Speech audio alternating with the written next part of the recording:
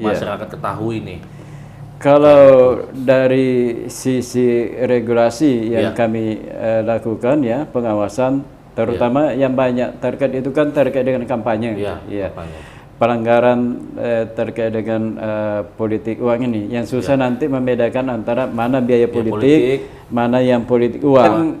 Yang menjadi fokus kami adalah untuk membedakannya. Ketika dia masuk ke dalam bahan kampanye, maka itu bukan politik uang.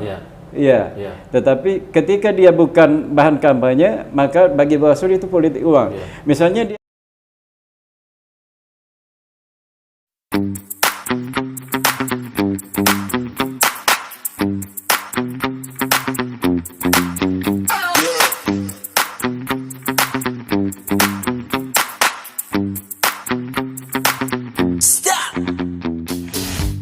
Halo kawan-kawan Lawyer on the Street, ketemu lagi bersama saya Yudhya Perdana Sikumbang dalam channel YouTube saya Lawyer on the Street. Nah, kali ini kita kedatangan tamu. Alhamdulillah kita hari ini kedatangan tamu dari Bawaslu Kapinhil, yaitu langsung ketuanya yang hadir pada hari ini, yaitu Pak Muhammad Dong. Apa kabar, Pak? Iya, kabar baik. Ya, alhamdulillah kabar baik. Dari kantor tadi Pak langsung ke sini? Iya, dari kantor. Jadi kawan-kawan Lawyer on the Street, hari ini kita mengundang Bawaslu untuk hadir di channel Lawyer on the Street, khususnya untuk mengulas mengenai apa fungsi dan tupoksi Bawaslu. Khusus temanya kali ini tentang perbedaan antara kos politik dan politik uang. Jadi ini hal yang sangat sering dibahas gitu ketika pemilihan pilkada ataupun pesta demokrasi lah. Karena hal ini sangat bisa terjadi pada waktu itu, rentan terjadinya, karena kan ada politik uang ketika adanya pesta demokrasi. Nah, Bawaslu punya peran untuk pengawasan terhadap itu mengenai pelanggaran pidananya ataupun pelanggaran administratifnya. Bagaimana kelanjutan nanti kita akan ulas lebih dalam, kita akan tanya-tanya sama Pak Muhammad Dong bagaimana peran Bawaslu selama ini di Kabupaten Inhil untuk mengawasi pemilihan kepala daerah maupun pemilihan DPRD dan pemilihan pilkades juga Pak ya. Jadi Pak, tema ini kan kita membahas ini Pak kali ini tentang politik uang. Saya akan melihat Bawaslu beberapa bulan ini juga mungkin dari kemarin ya sangat giat sekali mengkampanyekan tentang politik uang. Nah, saya tertarik di situ untuk nanti bertanya kepada Bapak, apa visi misi Bawaslu, mengapa tentang politik uang yang dikedepankan gitu, pencegahan politik uang. Nah, itu akan kita bahas juga nantinya. Nah, pertama sebelum lebih jauh Pak, saya mau tanya-tanya juga apalah latar belakang Bapak lah, sudah berapa lama di Bawaslu pengalamannya, karena Pak Muhammad Dong ini kawan-kawan Lawyer on the Street bukan hanya di Bawaslu saja, pernah juga di KPU, betul Pak ya? Iya, betul. Coba Pak Bapak ceritakan kepada kawan-kawan pemirsa yang nonton dimanapun ada yang berada, pengalaman Bapak di bidang kepemiluan lah, ceritakan sedikit saja untuk membuka pembahasan inilah, begitu Pak. Silakan Pak. Baik, terima kasih ya. Assalamualaikum warahmatullahi wabarakatuh. Waalaikumsalam. Baik, pengalaman saya di penyelenggara pemilu sebenarnya dimulai sejak reformasi bergulir ya, yang mana sebelum reformasi memang saya kurang tertarik dengan penyelenggaraan pemilu, terutama masa Orde Baru, karena hasil pemilu itu sepertinya sudah bisa disetting, sudah tahu kita arahnya, siapa pemenangnya. Setelah reformasi maka saya tertarik untuk terlibat langsung dalam hal penyelenggaraan pemilu ya. Di awal saya sebagai di level bawah sekali ya, sebagai anggota KPPS ya, dua kali ya. Kemudian pada pilkada 2008 ya, pilkada 2008 ya, Pilgubri ya. Saya mendaftar sebagai Panwaslih namanya dulu. Dulu pilkada bupati dengan pilkada gubernur itu beda pengawasnya. Panwaslu kalau dia pilkada bupati, dan Panwaslu kalau pilkada gubernur. Ya, jadi Ya. saya kalau dari tingkat kabupaten saya memulai dari situ. Ya, saya sebagai pengawas pemilihan pada tahun 2008. Ya. Selesai pilkada, saya mendaftar di KPU ya, Kabupaten Negeri Hilir. Alhamdulillah pada 2008 itu bisa masuk menjadi komisioner ya, masuk 5 besar. Ya. Sampai 2 periode. Dua periode ya. Sampai 2013 ya. Di 2013 Bawaslu itu dipermanenkan ya, dipermanenkan. Saya mendaftar sebagai komisioner Bawaslu Kabupaten Negeri Hilir. Alhamdulillah bisa masuk juga di 5 besar dan diberikan kepercayaan sebagai ketua ya. Dan hari ini jadi ketua ya. Iya, jadi Luar ketua biasa. Bawaslu Kabupaten Negeri Hilir ya. Saya dilantik bersama kawan-kawan itu 15 Agustus 2018. 2018. Jadi sudah 3 tahun. 3 tahun ya. Kemarin kami baru ulang tahun yang ketiga. Ketiga. Seperti itu. Berarti kalau yang dari 2018 ada sisa 2 tahun lagi Pak ya? Iya, untuk kurang di lebih 2 Bawaslu. tahun, Itu nanti iya. tes lagi atau gimana? Ya kalau secara regulasinya kalau saya ingin tetap melanjutkan, saya tes Oh, sama tes dengan lagi. yang lainnya. Oh, di awal, seperti awal lagi tes ya? dari awal ya, seperti Oh itu. gitu. Iya. Jadi begitu kawan-kawan Lawyer the Street, pengalaman Pak Muhammad Dong di bidang kepemiluan sangat lama sekali. Dari era reformasi awal Pak ya, sampai hari ini beliau konsisten di bidang kepemiluan. Nah, itu pengalaman yang sangat panjang itu, dan sudah banyak sekali pengalaman di situ Pak ya. Iya, Nah gini Pak, saya tertarik nih Pak di di Inhil lah khususnya ya, mengenai politik uang. Iya. Politik uang. Namun di pemilu kita, apakah pemilihan DPRD ya kan, pemilihan DPR sama DPRD provinsi dan pilkada, itu kan kita sangat mengikutin lah, karena kita juga daftar pemilih tetap juga gitu. Iya. Nah, pengalaman Bapak dari 2018 kalau kita lihat waktu itu jadi Bawaslu sudah ya. Nah, kendala apa yang Bapak lihat mengenai fenomena politik uang ini di Inhil? Dalam Bawaslu lah sebagai tugas pengawasnya begitu Pak. Iya.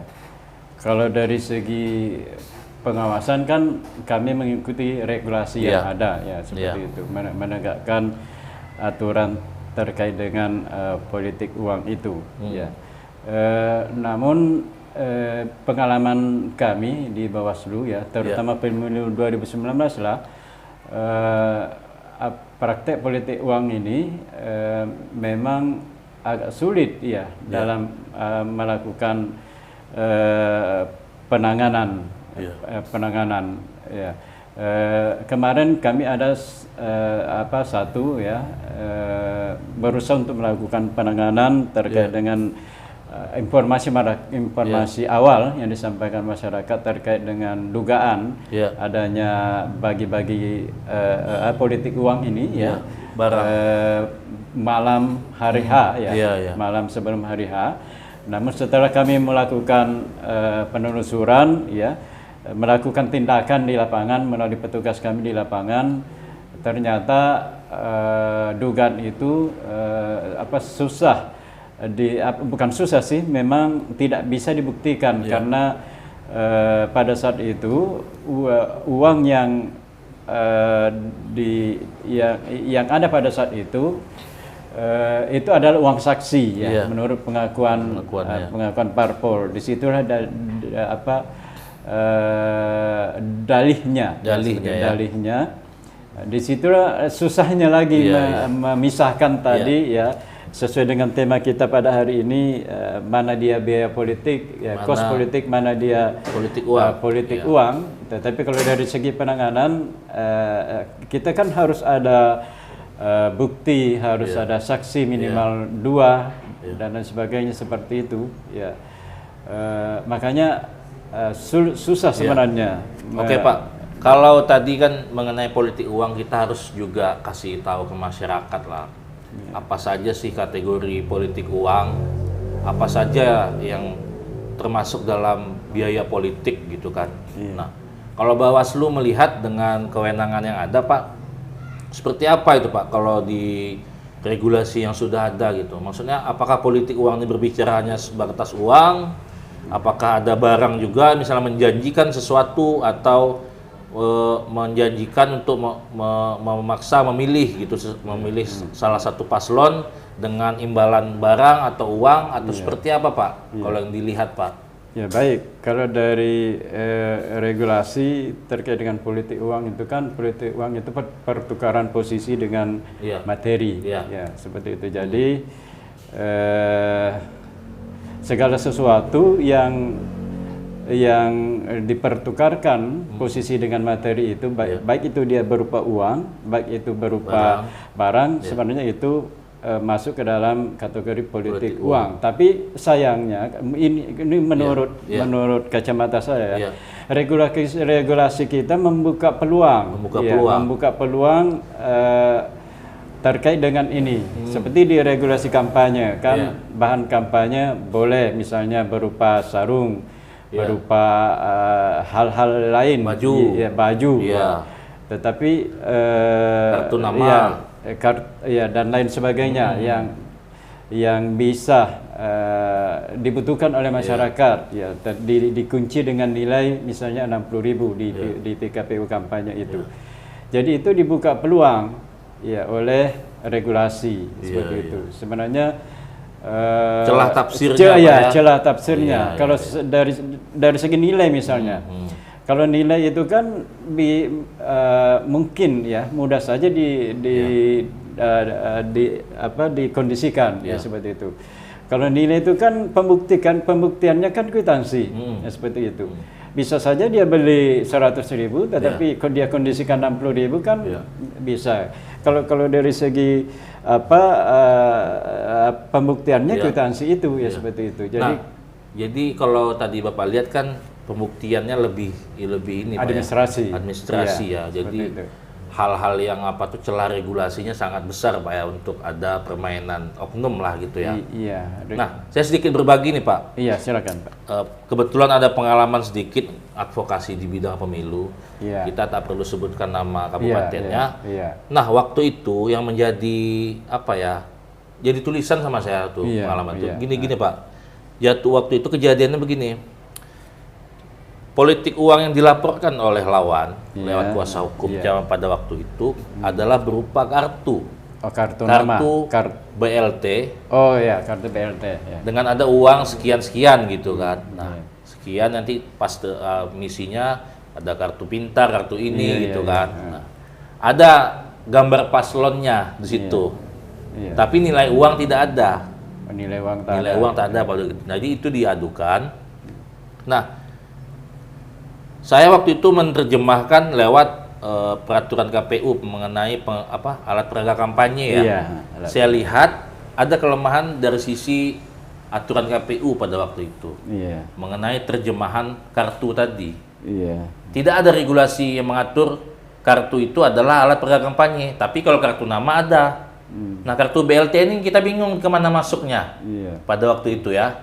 Nah, jadi di peraturan KPU tidak ada, namun di laporan penggunaan dana kampanye LPPDK-nya itu termasuk di situ, dianggarkan nih uangnya sekian. Nah, waktu itu terjadilah di Gakumdu debat lah kan. Kita yang di pihak luar kan menunggu saja waktu itu kan. Nah, akhirnya waktu itu sempat ditingkatkan ke lebih tinggi gitu dan pada akhirnya waktu itu kadaluarsa kalau nggak salah itu saya waktu itu kadaluarsa. Nah, yang menarik itu saya melihat aturan dari KPU mengenai alat peraga kampanye itu kan ada misalnya kartu harganya sekian, kalau di harganya di daerah sini 10.000, daerah lain misalnya menyesuaikan daerah masing-masing kan gitu. Nah, jadi pertanyaan saya Pak, LPPDK laporan dana kampanye itu kan itu yang waktu saya advokasikan mengenai pilkada. Nah, kalau pemilihan DPR, DPRD, DPR RI, itu ada nggak aturan tentang laporan penggunaan dana kampanye? Kan pribadi nih, bukan paslon gitu. Ada nggak Pak? Ada kan, tapi dia nanti menyatu di laporan LPPDK partai. Oh, partai Pak ya. Laporan LPPDK partai itu kumpulan dari LPPDK dari caleg disatukan menjadi partai. Dan ini juga salah satu kelemahan kalau menurut saya. Kebanyakan karena sistem kita proporsional terbuka ini bukan hanya antar partai yang bersaing, ya kan?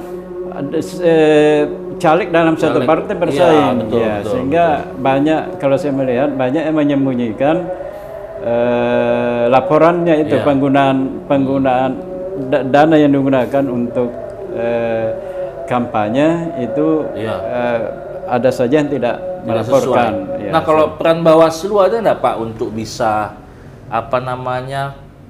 melihat LPPDK itu menyesuaikan dengan fakta di lapangan, ada nggak? Oh, kalau itu tidak ada karena ada akuntan dia. Akuntannya. Ada kap.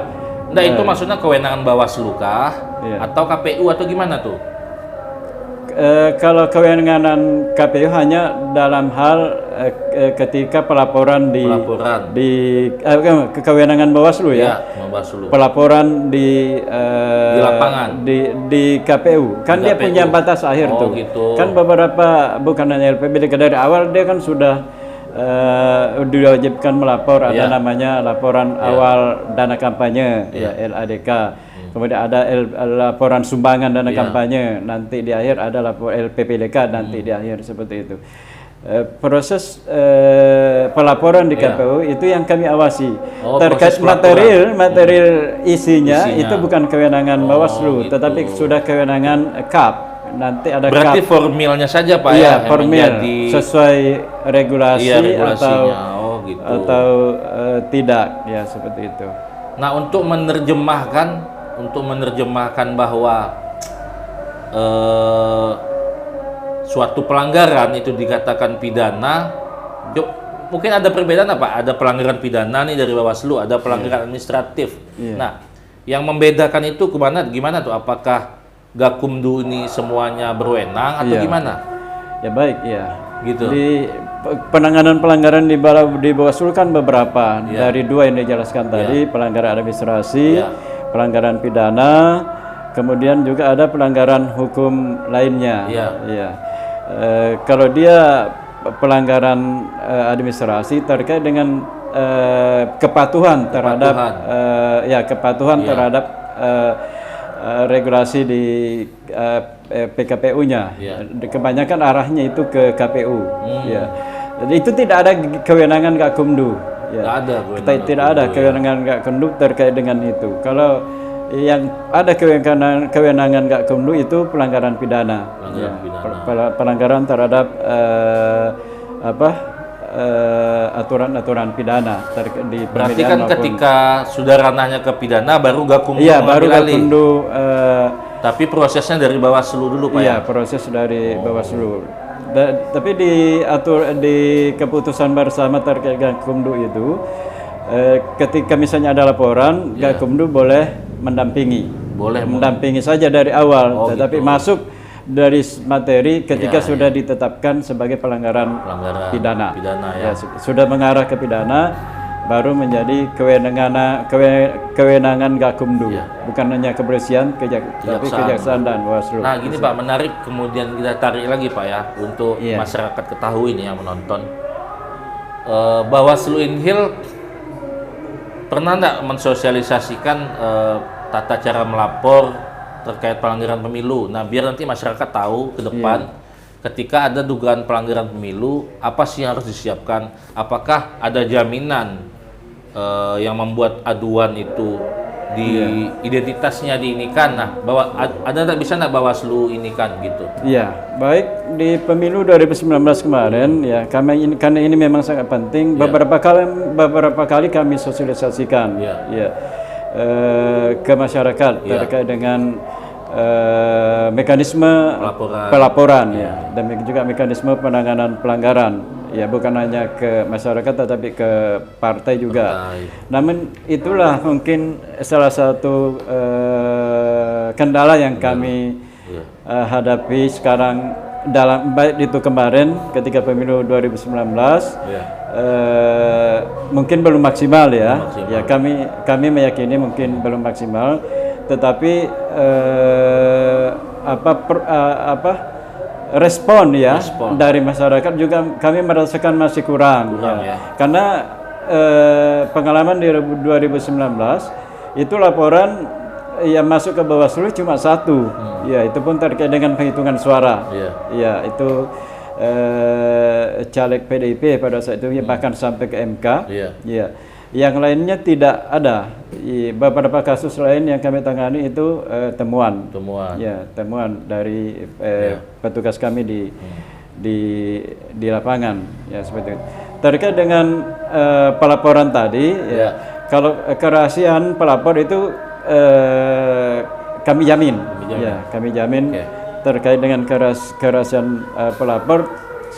Bukan hanya itu, sebenarnya kalau masyarakat kita tidak mau, misalnya dia menemukan, melihat, menyaksikan pelanggaran, tidak mau menjadi pelapor, kami membuka ruang. Ada namanya informasi awal. Sama seperti kasus politik yang saya ceritakan di awal tadi. Masyarakat bisa menjadi informasi awal. Ya, kalau tidak mau repot, menjadi pelapor. Karena juga repot kan, apalagi kalau pidana berurusan dengan kepolisian, apalagi masyarakat kita yang di pelosok-pelosok itu berurusan dengan polisi, itu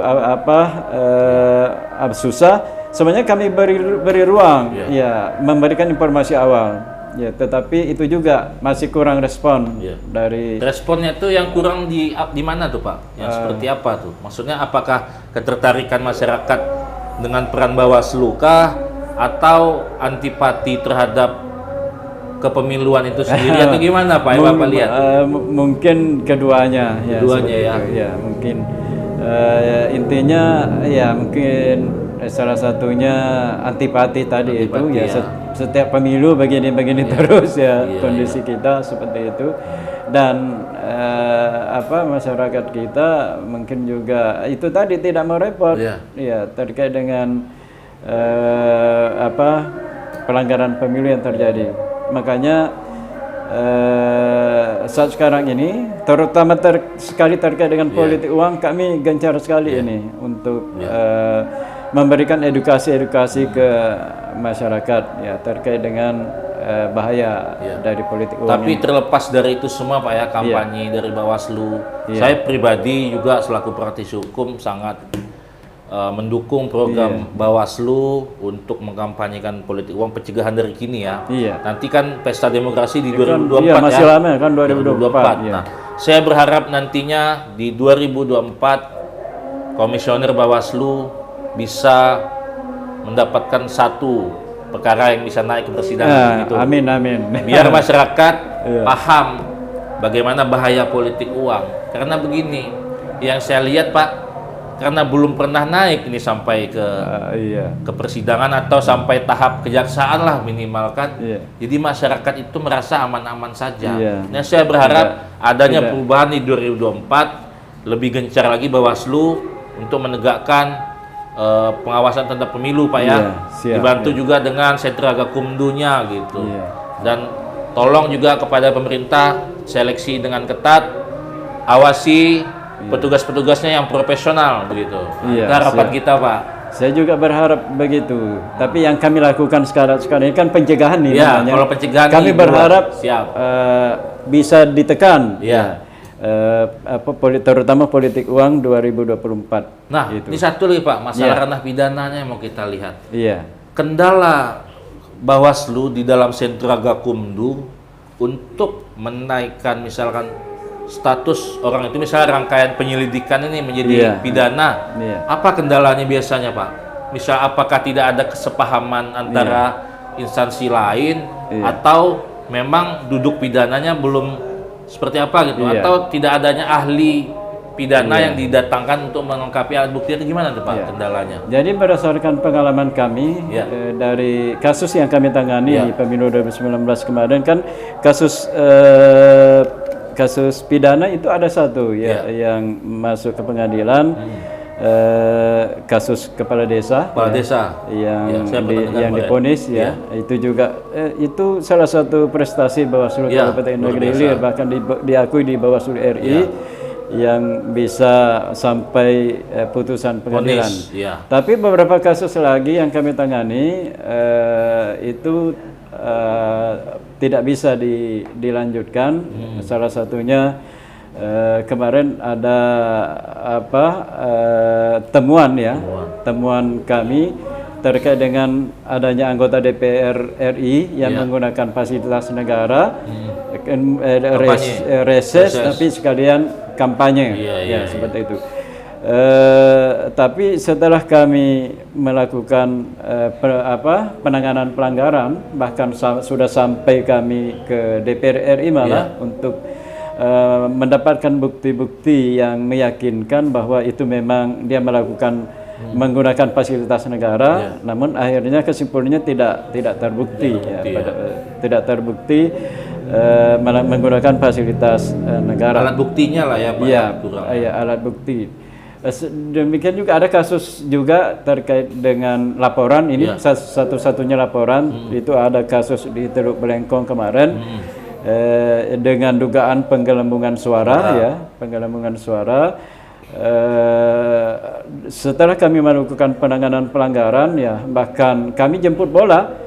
Kalau berdasarkan regulasi kan kami mengundang nih, tiap terlapor, saksi-saksi, kami mengundang. Karena kami menyadari itu lokasinya geografisnya sangat luas, dari Belengkong ke sini berapa biayanya, kami yang turun ke sana. Bahkan dua wawancara untuk mendapatkan pembuktian, informasi yang membuktikan terkait dengan ini. Namun 2 kali kami turun ke sana, nampaknya memang masyarakat di sana itu susah untuk kita dapatkan keterangan. Itu juga salah satu kendala yang kami rasakan. Kemudian kendala berikutnya bisa juga muncul dari ketiga instansi di Setara Gakumdu tadi. Karena kasus itu bisa naik ketika ketiganya setuju untuk dinaikkan. Meskipun menurut Bawaslu ini layak untuk dinaikkan ke penyidikan misalnya, kalau 2 instansi ini tidak setuju, maka tidak bisa juga. Berarti syaratnya harus 2 suara ya? Tidak juga. Ketiganya. Ketiganya. Itu juga kendala yang fundamental yang kami rasakan. Bukan masalah ganjilnya Bukan ganjilnya. Misalnya 3, kalau 2 sepakat sehingga bisa dinaikkan, tidak. Ketiga-tiganya harus sepakat. Makanya salah satu kalau kesepahamannya kesepahamannya memang regulasinya memang begitu. Ketiganya harus sepakat baru itu bisa. Di MOU Gakumdu memang begitu. Kesepakatan bersama Bawaslu RI dengan instansi tadi, kepolisian dan kejaksaan, seperti itu. Berarti kan tidak bisa kita arogan dengan instansi kita sendiri. Tidak bisa. Meskipun kami yakin ini memang nyata-nyata bisa Bawaslu buktikan. Tetapi kalau salah satu tidak setuju, maka tidak bisa juga. Makanya kami menyadari di penanganan pelanggaran pidana ini bisa saja kami dianggap tidak mandiri, karena tergantung 2 instansi, menggantungkan diri di 2 instansi. Makanya kalau kita ingin penegakan keadilan pemilu ke depannya itu lebih mudah, mungkin apakah ada peradilan khusus terkait dengan ini, ataukah kewenangan Bawaslu dibesarkan dalam hal ini, lebih di cakupannya Pak seperti itu. Nah, saya tertarik juga Pak, ini lebih dalam lagi menanyakan menurut Bapak lah selaku Ketua Bawaslu melihat perbedaan antara politik uang itu dengan biaya politik, itu tuh bisa kita ukur indikatornya apa saja gitu menurut Bawaslu.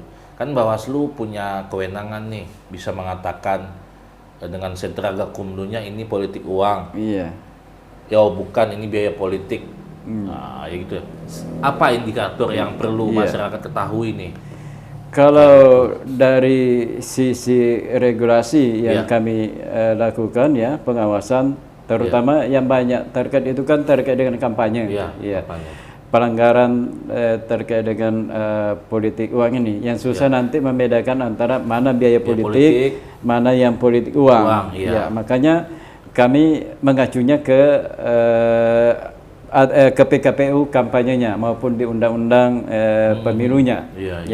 Misalnya saya contohkan bahan kampanye yang 60.000 tadi itu kan tadi sudah saya singgung tadi bisa diatur. Tadi yang menjadi fokus kami adalah untuk membedakannya ketika dia masuk ke dalam bahan kampanye maka itu bukan politik uang. Tetapi ketika dia bukan bahan kampanye maka bagi Bawaslu itu politik uang. Misalnya dia sama-sama bagi jilbab ini. Dia menjadi bahan kampanye harus ada laporannya. Di samping laporannya harus ada ketentuannya.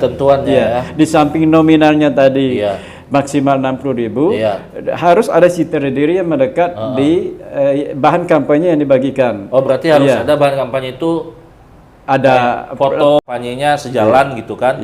Lalu yang mana tidak, yang mana masuk, yang mana tidak kan bisa diatur sama tim hukumnya Pak ya, berarti gitu ya.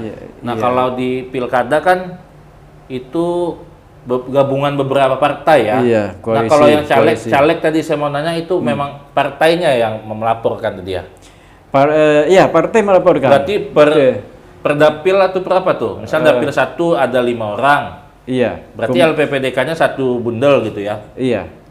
Yang melaporkan partai. Kumpulan dari biaya politik, kos politik dari 5 caleg. Walaupun ada biaya kalau di pilkada kan kita sering dengar nih ada biaya dari swasta perorangan gitu kan.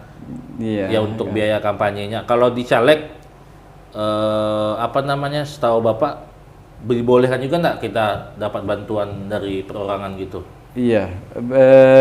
Boleh saja dia di laporannya itu jelas. Sumbangan kan? Sumbangan. Ada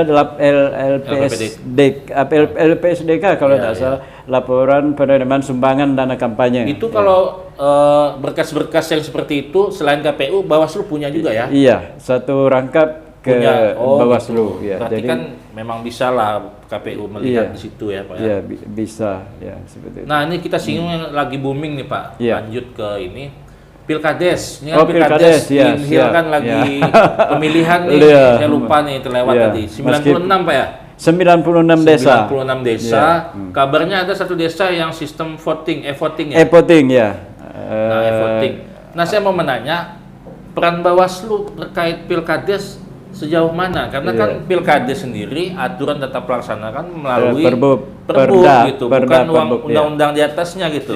Nah, bagaimana ini peran Bawaslu? Mungkin masyarakat bisa tahu lah nanti seperti apa gitu. Baik.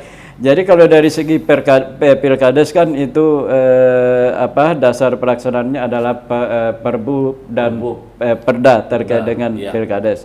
Sebenarnya kalau dari segi tupoksi Bawaslu tidak ada peran di situ, tetapi di tim pengawas kabupaten kami diminta 1 orang masuk di sana. Kebetulan untuk Pilkades tahun ini saya masuk. Pilkades 2019 kemarin Pak Tamimi yang masuk di tim pengawas kabupaten. Terkait dengan itu, jadi secara tupoksi tidak ada. Tapi kami tidak melepaskan diri begitu saja ya, karena apalagi tahapan pemilu tidak ada kami komitmen juga terkait dengan terutama edukasi terhadap masyarakat ya, terutama terkait dengan politik uang ini kami aktif ya.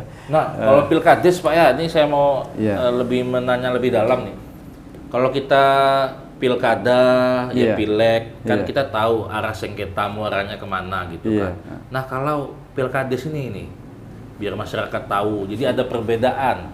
Ketika sengketa pilkada atau pelanggaran pidana atau pelanggaran apalah itu larinya ke sini gitu. Nah, kalau Pilkades gimana, Pak? Kemana, Pak?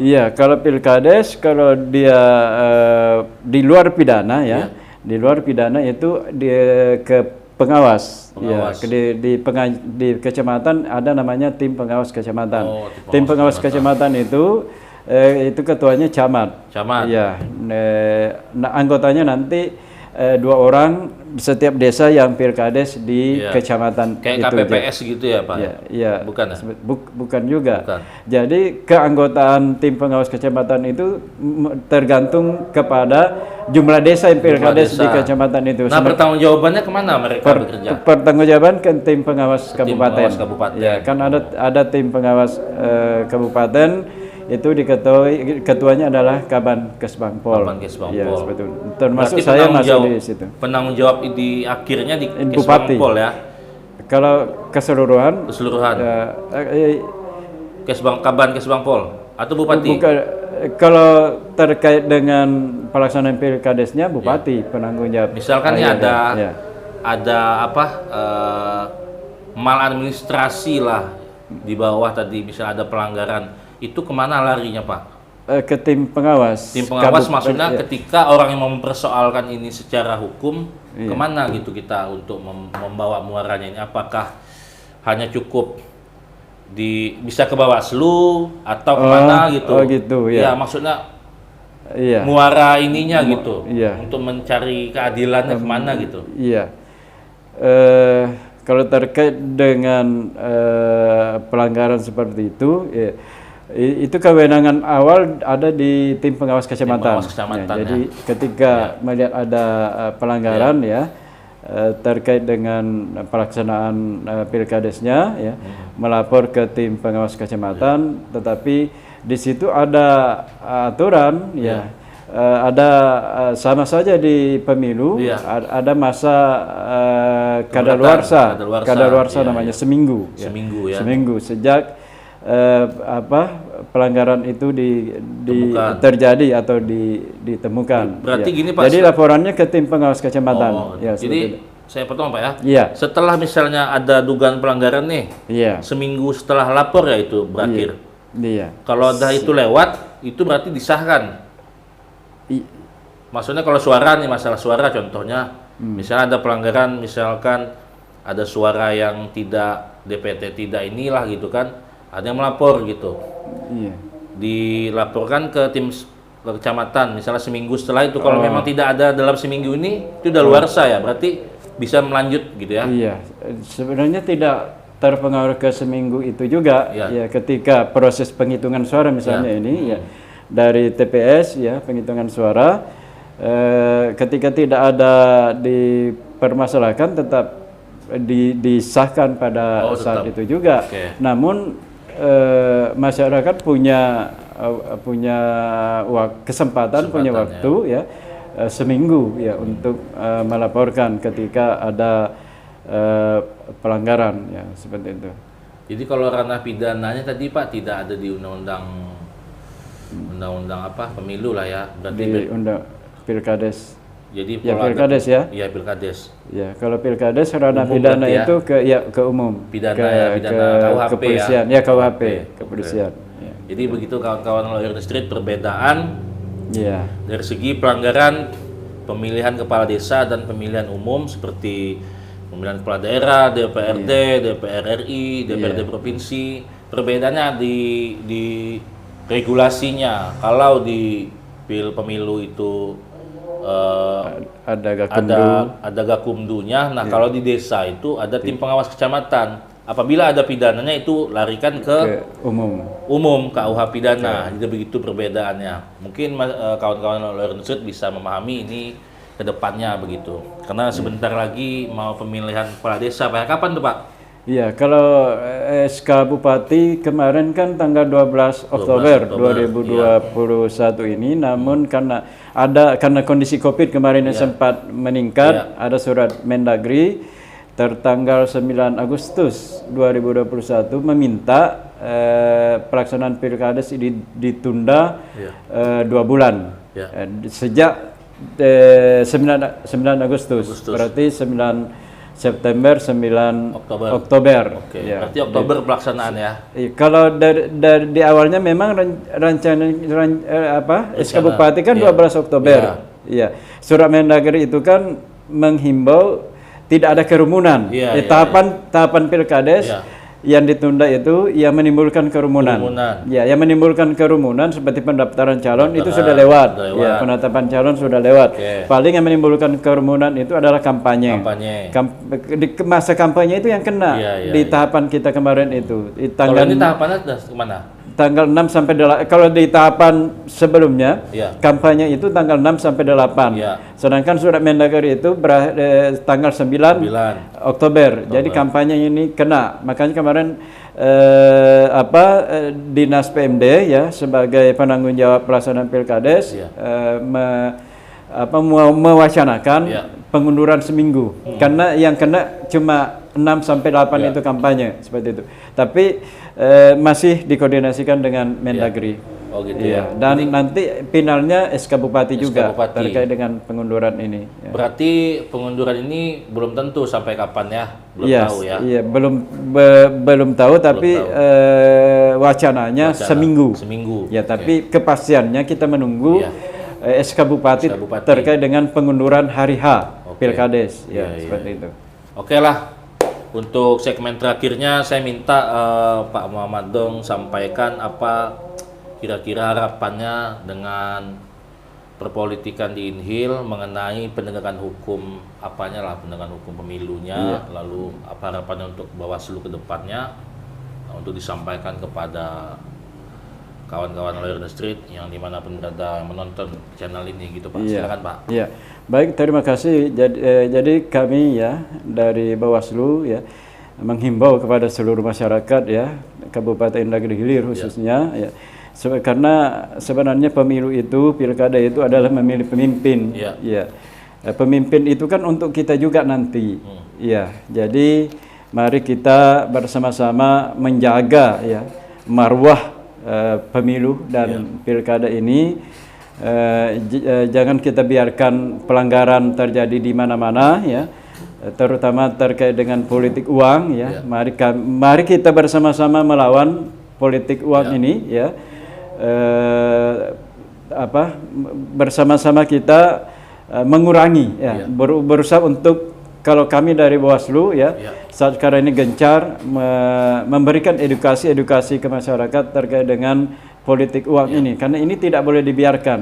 Tidak boleh dibiarkan karena output pemilu, kualitas dari output pemilu itu nanti akan sangat menentukan. Kita juga yang rugi, pemilih juga yang rugi. Ketika kita diberikan uang misalnya politik uang itu dikasih 100.000 itulah harga kita selama 5 tahun. Sudah dibeli sudah dibeli 5 tahun. Jadi kalau misalnya pembangunan kurang dan lain sebagainya itu harga kita sudah dibayar di awal, sudah diberikan di awal seperti itu.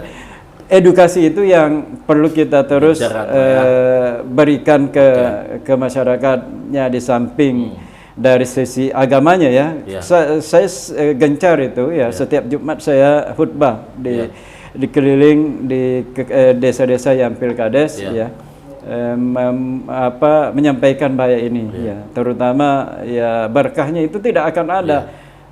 Yang duduk itu berkahnya tidak ada. Ketika berkah tidak ada, rahmat itu tidak akan bisa kita dapatkan. Seperti itu. Makanya mari kita bersama-sama. Bukan hanya Bawaslu ya, semua komponen masyarakat masyarakat semuanya, mari kita bersama-sama. Meskipun ini susah ya, karena kalau kami perhatikan sepertinya sudah dianggap biasa itu itu yang harus kita lawan. Harus itu kami kurangi sedikit demi sedikit memberikan pemahaman ke masyarakat itu. Makanya Bawaslu gencar ya, Bawaslu sudah MOU nih dengan beberapa lembaga, dengan Kemenak sudah terkait itu semuanya politik uang, menekan politik uang, dengan Dinas Pendidikan sudah, dengan 3 perguruan tinggi di Tampilan ini sudah dalam rangka itu untuk menekan politik uang ini seperti itu. Oke, terima kasih Pak Muhammad Dong yang sudah mau berbagi di channel podcast Lawyer on the Street ini kepada masyarakat yang menonton ya. Nah terakhir Pak Muhammad Dong, satu kata untuk Inhil tercinta ini disampaikan. Satu kata aja. Satu kata. kalau kita bersama-sama, Inhil ini bisa bebas dari politik uang. Oke, terima kasih. Sukses selalu Pak ya. Oke, terima kasih telah diundang.